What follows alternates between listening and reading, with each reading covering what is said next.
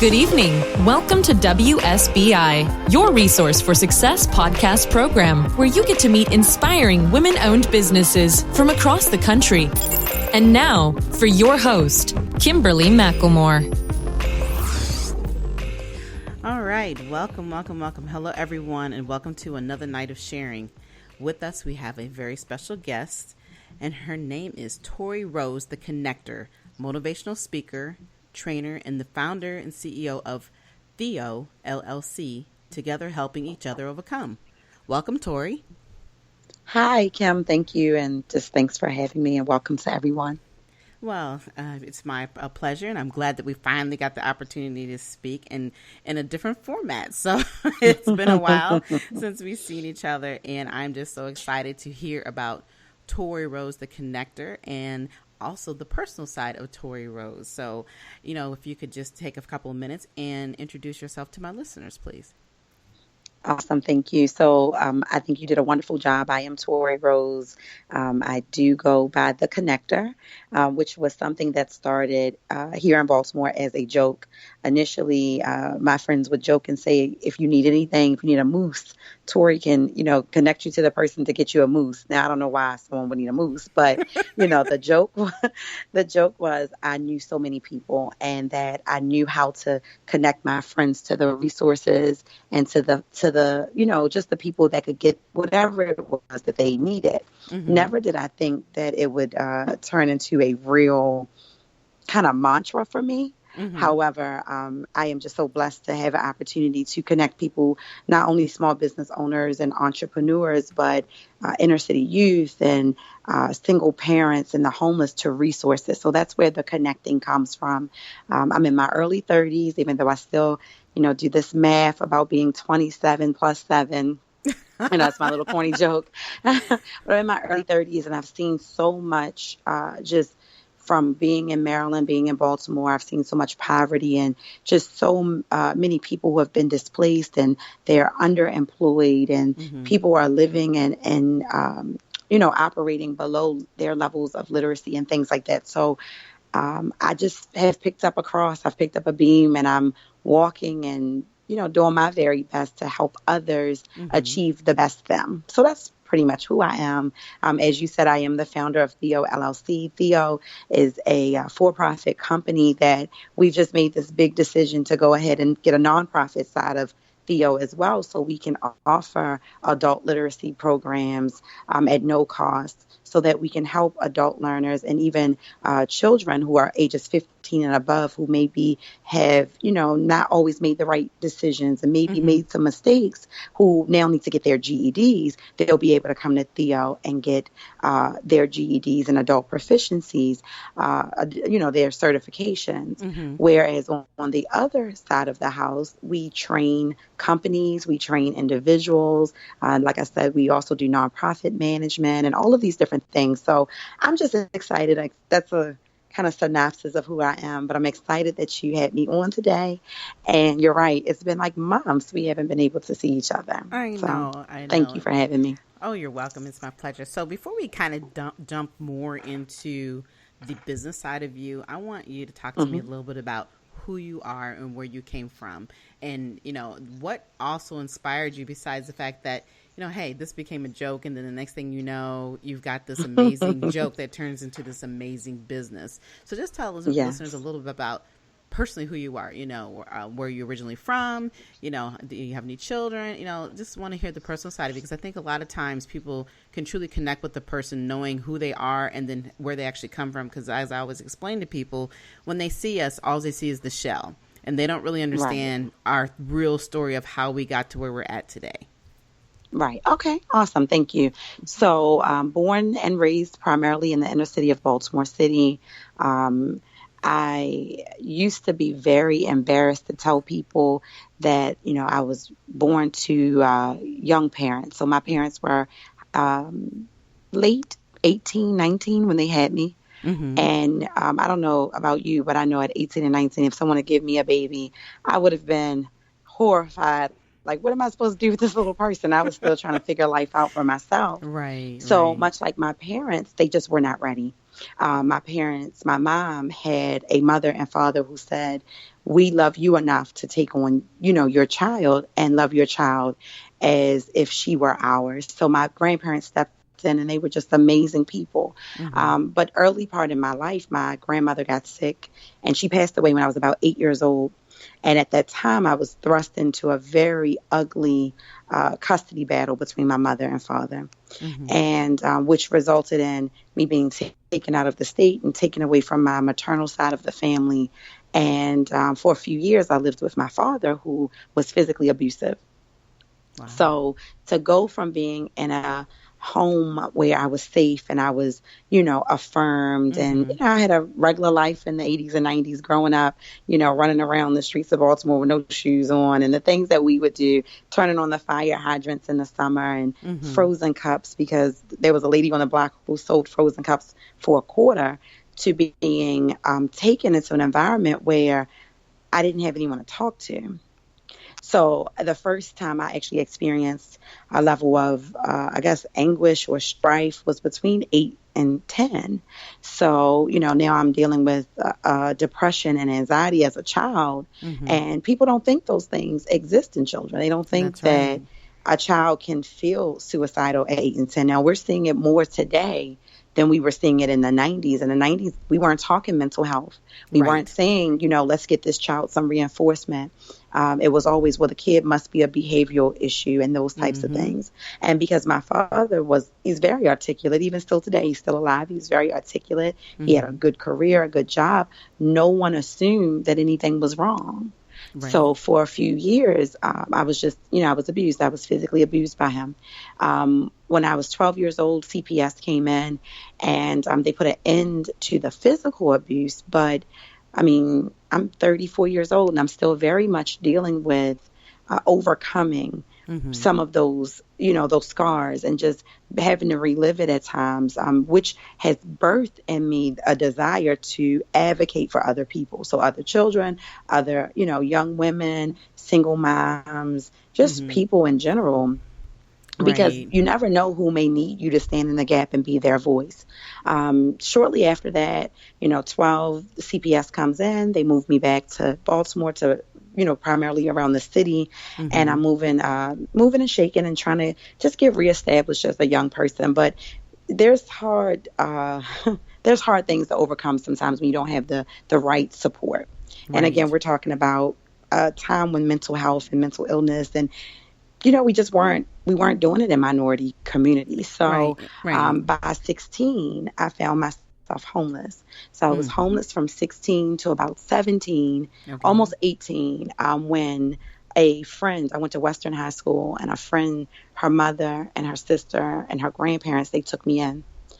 And because of them, because of their love and their patience with me and their commitment to helping me overcome. It was, Tori, we want to see you overcome. We want to see you get better. We know that there is such a beautiful person on the inside, that you've been hurt and that you're guarded. And if we can just love you, we believe you'll be okay. Right. And through that love, through those prayers, through, the reconditioning, I was able to successfully graduate high school, go on to college. I am a mom. I have a wonderful 9-year-old son who he had of entrepreneurship himself. He just launched and started his own quick pick photography business at 9 years old. So, goodness. And Kim, it's just amazing because I said to him, "Are you sure?" And he's been asking to start his own business since he was about 7 years old. Wow. And I kept saying no, because we're in the age of, the Kardashians and some of these other social media figures where people would look at me and think, oh, I'm trying to be a momager. I was very concerned about what people would think, oh, she's pushing her son or she's forcing this child, but I'm not. So, recently a number of opportunities have presented themselves to him and I can't deny it anymore. I'm like, all right, let's put an LLC behind this thing, Exactly. Exactly. Well, you're never too young to learn. You're never too young to do your own thing. And I think that a lot of times we as adults, and then, and I'm not even going to say just even with our own Black communities, we're so used to just saying, get your education and go get a job. No, get your education and use that education for the benefit of you. Yes. So he's Yes. old enough to understand that, and he knows what he wants. And, I Yeah. love the fact that you decided to push yourself aside and say, you know what, Yes. we're going to go for this because he deserves Yes. that. He does. And Yeah. he is definitely, he's even showing me the importance of certain foundational things. So when I sit with clients, I have a number of clients right now who we are working on their business structure and business development, because that's Right. also now a service that THEOO provides. Okay. I also am co-owner of Beehive Connected Group, which I think is probably how you and I met, under the Right. Beehive Connected Group, which is co-owned by myself and my cousin Kiana B. Jones. So Beehive Connected Group focuses on the marketing and the PR portions of helping clients, successfully sustain their businesses. Right. So, and working with my son, there's so many foundational things like, business cards, why you choose certain colors, how you market yourself from the conception of the idea. So much of this stuff we just say because this is what we do.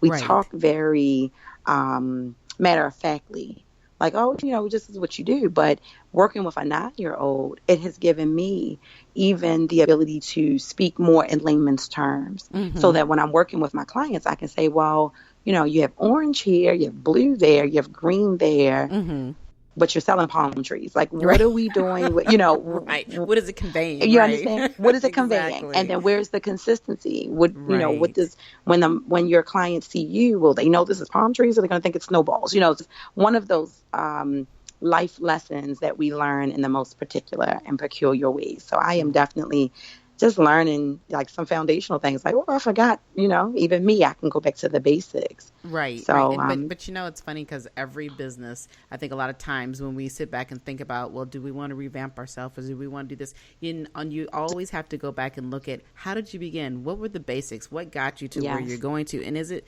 really necessary for you to move on and change things?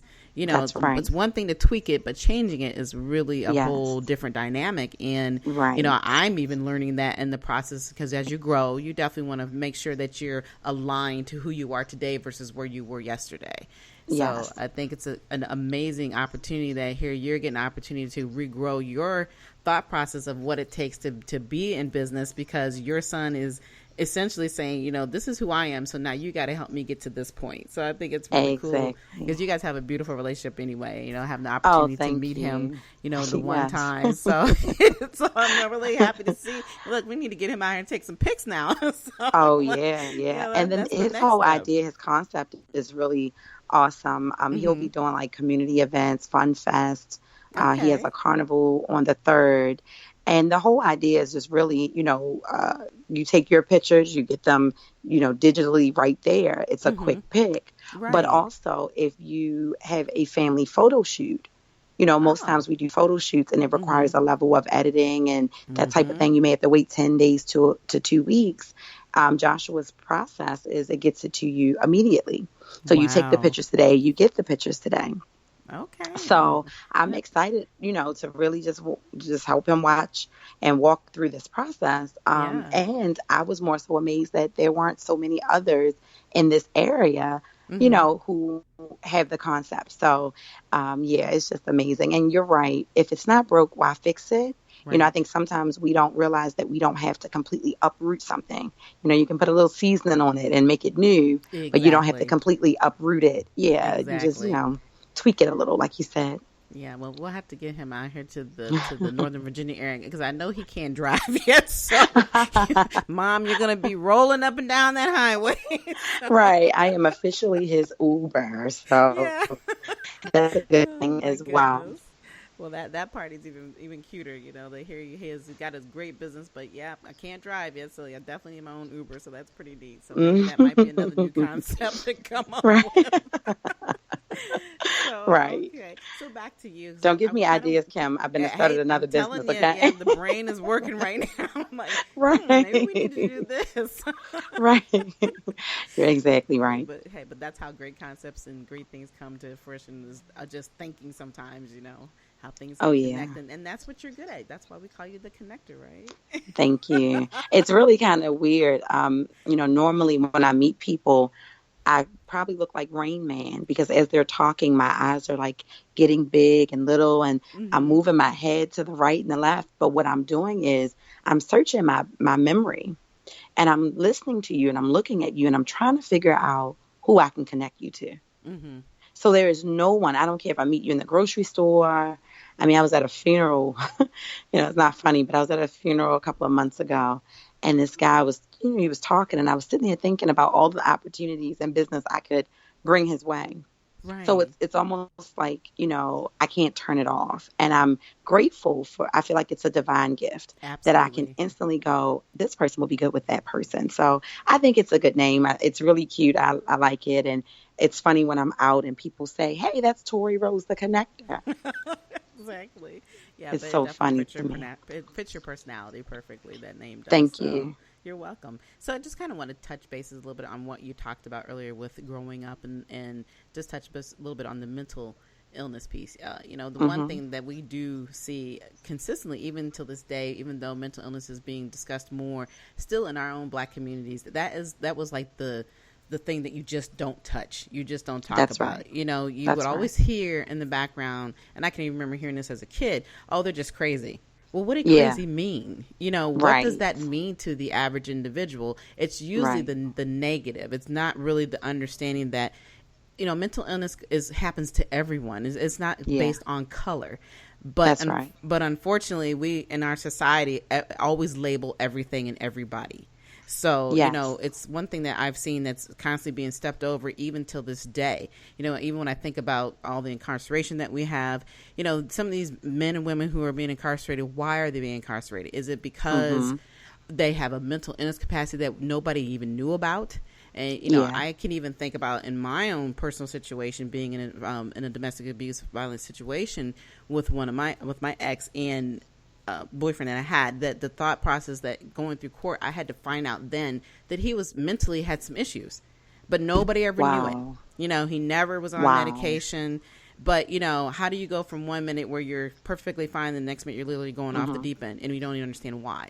There's Right. obviously some misconnections there, but it was never diagnosed until after, he had to go into prison. So, when you're talking about these conversations and we're talking about people, like I said, even as young adults, nobody assumes that there's anything wrong with us. And you That's can't right. assume that. And I think that constant communication is key to everything, because Yes. in even like we're talking with our kids, and like you're talking about how you're very connected with your son, you have to stay connected with your kids, because you Yes. never know what they're going through. And here you didn't have that opportunity, but like you said, I love the fact that there was at least people there to reach out to and say, look, we love you enough that we want to see you become successful and help you through everything that you're going through, and here you are today talking Yes. about these things and helping other people. But talk to me, though, a little bit more about some of the challenges that you've been facing. I mean, you have kind of Hmm. a multifaceted business. Yes. What challenges do you face, trying to, as you're just starting to grow in a in a nonprofit way, and you've been doing it for Hmm. profit. So talk about some of those things. So I'm going to go back maybe 30 seconds because No, what you that's said fine. is Mm-hmm. is so vital. So I read a lot, and I always tell people you have to read. You Mm-hmm. have to read. You have to read. There is so much power in just knowing and exploring new concepts and thinking outside of the box. So a lot of what I'm reading, I'm reading a number of psychology books, but I'm also reading about slavery. Mm-hmm. And I come from a very diverse family. My mother's biracial. Her family is multicultural. So I come from every shade and hue. When we Mm-hmm. come together for family reunions, we have, from the lightest lights to the darkest darks, and everyone is accepted. We didn't really have a household where we sat down and we talked about racism or Mm-hmm. segregation, because we were all encompassing. Like, we really just love everyone. Right. And I'm sure if you go down our Rolodex, you're going to find every nationality, every ethnicity. Mm-hmm. So growing up and going to a HBCU, I just didn't really understand why so many people were angry. Didn't understand why people were angry. So here I am today, just going back and reading a lot about race relations. And I got a degree in political science. And I've Mm-hmm. always just wanted to understand more of history. History and psychology go hand in Hand in hand. hand. So Yes. when we're talking about not identifying mental illness in minority people, blacks, browns, light browns, dark blacks, us, the brown and black people. Right. It stems, hundreds of years. We go back and we see that if there was a child born on a plantation that had a slight, difference or distinction from another child, that child may have been killed, that child may have been discarded. So even in our DNA, it is in our DNA to ignore or to pretend that everything is okay for the fear of being discarded.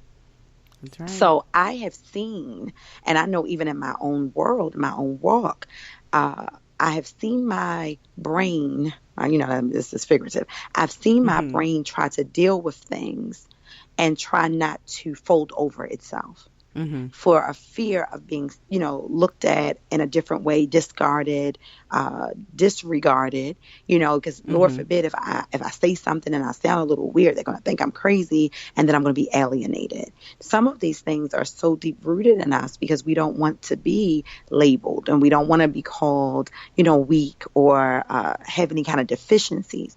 So I just wanted to point that out, that I know that's one of the challenges that I have personally. And that's one of the things I see even professionally. So a part of the reason that we're going into the nonprofit realm is because we understand the help that is needed in certain communities. Right. And that the nonprofit realm is going to have a greater reach versus the for-profit. Right. I would never want someone to need my help or to need my training or to need my coaching, because I'm also a life coach. And because they can't afford it, then they don't have access to me. Right. Because there are people out here who really don't even understand that they may need to be, changing their diets. They may need to get some type of additional support through medication. Like I hear people all the time say, I'm not taking pills.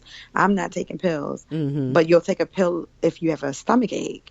If you stub your toe and you have an ache, you'll take a Tylenol. How is it that we're okay with pharmaceuticals when it's, those things, but something that's going to chemically stabilize us, we won't do it. Now, I'm not making an endorsement for Big Pharma. That's not what I'm saying. Right. But there are times, there are times when we have to say, what's healthy? What is going to help me? I know a few years ago, I had a number of losses. I lost my aunt on a Wednesday, my grandmother 2 days later, on that Friday. My best friend was killed 4 weeks later. Wow. And then a coworker who was like a sister died in her sleep a month after him. So we're talking 4 major losses back to back. My mind was doing what it knows to do, which is fight or flight. And that's a natural response. Most of us don't understand that adrenaline, serotonin, and certain things that happen in the brain happen so we don't implode. Right. So I was walking around a shell for 3.5 months. 3.5 months. Had no idea, didn't know how anything was happening. I don't know how my son was getting to school, how my bills were getting paid. I was on autopilot. And one day I came to, and the season had changed. And I'm in my closet and I'm looking for a jacket. I'm like, where is my jacket? I had taken my clothes to the cleaners months before and never gone back to get them. Wow. When I went to the cleaners, the lady said, we called you 11 times. She said, we have left you messages and someone here has even talked to you. Kim, I couldn't remember any of it. Could not remember any of it because my brain was not healthy. Right. So also what THEOO is a platform for people to get healthy, be it for their businesses, their personal lives, and especially in the areas of education and getting access to resources. So I just got passionate about that. I'm sorry, I'm reading a lot and I'm feeling that's fine. I'm just sitting here listening to what you just said, that how it's amazing how, like you said, we can be on autopilot when something devastating goes on, and that's I think happens to most people when you have something tragic go on in your world and you're trying to just fit back in because you don't really want to take the time to think about it because it's so much. And then, like you said, you still have the other part of your life that you have to deal with. You have a child to take care of, and you're just going and going, and it's just so profound that we do this and don't realize what we're doing until, like you said, one day it wakes you up. And to hear your story, to tell that story, I'm thinking, oh my gosh. I know you were probably standing like, what are you talking about? And why would you say that you called 11 times? That's just not I me, was not like, to not, pick this up. no, I'm like, all what? together. Right, We exactly. put these masks on. I'm all together. What do you mean? Exactly. And I was still going out, still going to functions and all of Mm-hmm. these things. And no one knew that I was barely holding on by a thread. I mean, just barely holding on. So to tie it back into what your question was, some of the Mm-hmm. challenges that I know I'm currently facing in my business as we grow and we are touching a number of areas and a number of clients, and it's stretching beyond now the DMV, Mm-hmm. is I still have a desire to give people that one-on-one interaction, that one-on-one support. Mm-hmm. And anyone that I train to work, for any of my companies or to be support or an alignment with the Mm-hmm. nonprofit, they have to have my heart. They have to have Kiana's heart, Mm-hmm. because we cannot make connections that are not going to be fruitful for the Right. people that we have been put in place to serve. Above everything, and I think I'm going to change my anthem, my slogan on my website and my whole business structure, Mm-hmm. and to really focus more on servitude. Because the Yes. whole concept of THEOO is serving others. So be it, serving through providing adequate training or affordable training platforms. I Mm-hmm. know the first time I started a business was a few years ago, and it was called Tori Time, and it was a consulting business, Mm-hmm. consulting in nature, and Mm-hmm. it failed within 6 months. And I tell people all the time, I could go back now and, you know, revitalize Tory Time, because I know what I did wrong. First of all, I started a business with no mentor, no coaching. I Mm-hmm. didn't know who my clients were. I didn't know what my audience was. I just knew if you needed something done, I could do it. Do it The whole right. concept was for you to use my time and Mm-hmm. pay me to use my time. But Mm-hmm. I didn't have a business structure, a business plan. I didn't even, nothing, right? But I Wow. also could not afford training. So I had some skill gaps and some deficiencies that if there was somewhere for entrepreneurs to go and be trained, that wasn't going to cost me $1,000 out of pocket as a single Mm-hmm. mother, wasn't going to cost Right. me $1,500 to $2,000. I remember going to a Dale Carnegie class, and I love those types of platforms, but I had to save parts of my tax refund, and I was like making dinners and selling banana pudding just to afford this 3-day course. Wow. And now I wholeheartedly believe in self-development, and I believe over, a range of 20 years, you Mm-hmm. should spend over $100,000 developing yourself. That's conferences, books, all of that. Mm-hmm. I believe that. But when you're beginning and you are trying to keep your overhead low, and you're really just trying to figure out, can I even do this thing called entrepreneurship? Right. You need Right. help. You That's need a right. THEOO. So that's where THEOO comes from. And, we have clients right now who have had businesses for 4 or 5 years, Mm-hmm. but since they've been in the training programs with us in the last 4 months, Mm-hmm. they've done more sustained business in 4 months than they have in 4 years. And Wow. that's what it's about. Exactly. Yeah, but like you said, you're providing the tools and resources that sometimes, people just won't take the time to review, to learn for themselves, and some people don't have the Hmm. time. But Right. when you can find that right connection, the right person to help you and guide you to get to that point, it does Hmm. make it so much more Hmm. easier, and it helps you become much more successful. And I think that's for Most certainly. anybody, yeah, definitely having that mentor and so forth, that absolutely helps you elevate yourself, because you don't know it all. We know specific things within our Hmm. expertise of the business, but there's a whole Hmm. lot that people don't understand about running a business. It's more than Right. just having that one little piece that's going to make you successful. So That's right. yeah. So your business is phenomenal, and I the more I learn about you, and the more I listen and watch, I'm just like, wow, this young lady has Oh, got it thank going you. on, and I'm very proud. I mean, I feel like a proud Thank mother you. right here. So it's Well, I like, appreciate you. I mean, every time I talk to you, you are definitely leveling me up. And I talk a lot about that. mm-hmm. I get to still use words like level up and lit because I'm a millennial. Like I'm, still That's holding on right, to right. those. So, but you level me up, and you teach Thank me you. a lot about like the IT things and software and apps. And I'm like, whoa. So that's really what it's about as well, having people in your Mm-hmm. network who can say, oh, hey, have you tried this? Or what about that? Or I see that you're taking 6 steps to get this done. If you do this, you'll be more efficient. Exactly. And we all know that, time is money when it's your own business. That's right. So yeah, I appreciate you. Well, and I'm so you. grateful for our connection. I like healthy connections. You'll hear me say that all the time. I like healthy connections where we can have mutually beneficial interactions. Right. It's not just one-sided where someone is just taking or you're just taking, but we're helping each other get to the next best step so that we can become the next best version of ourselves. That's right. Yeah. Absolutely. Most certainly. All right. Well, then on that note, if you had one piece of advice to give to anyone who decides that they want to open a business, what would that be? I would say divorce fear. Ooh, just divorce it now. Just get to a place where you say, you know what? I can do this. And if I have to tell myself all day, every day that I can do it until I start to believe it, then that's what I'm going to do. Fear is like a poison, and it will not only trick your mind, it'll trick your heart about who you are. It will poison your relationships. It'll poison the opportunity to grow, to make, healthy connections, to even be in the right place at the right time. I am frequently in the right place at the right time because I have no fear. I believe fear is not real. It does not exist. And honestly, if I go back, like let's say if I'm fearful of something, I normally can go back and pinpoint who gave me the fear. Wow. Like, where did that come from?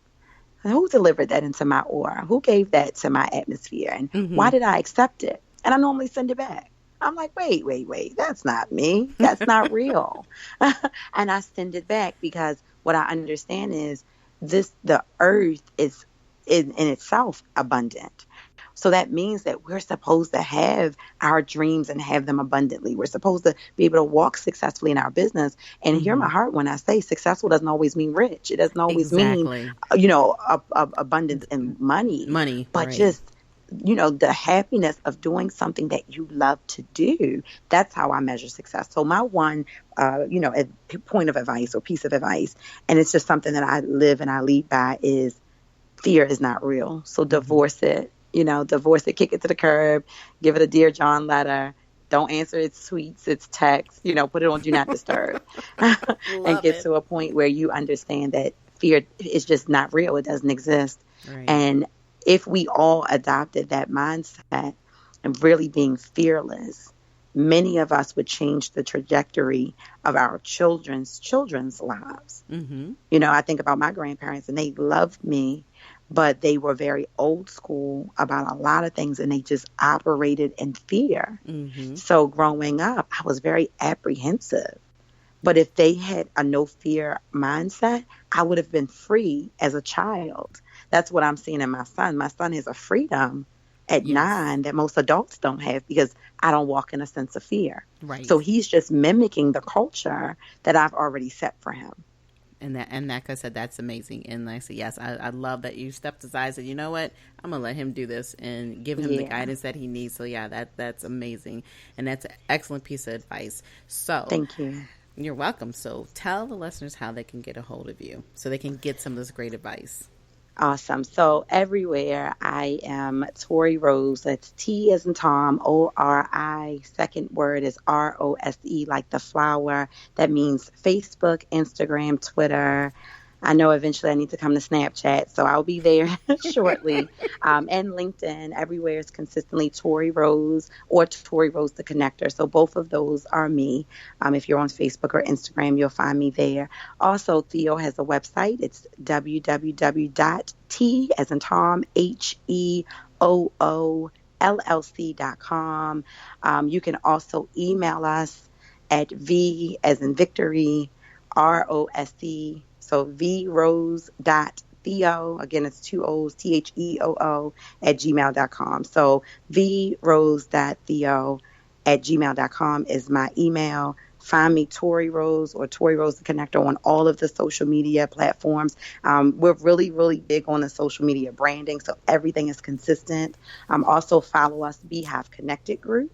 because again, Beehive Connected Group is the joint management and consulting company that Kiana and I are we own. So when you see us in the community doing like those like the fundraisers, or we're working with people's campaigns and things like that, or even some of the community events where we're like raising money for schools and just different things, that's under Beehive Connected Group. Okay. All right. Yep. Wow. We have finally come to an end, and I do want to thank you so much for coming on the show tonight. Do you have any last words?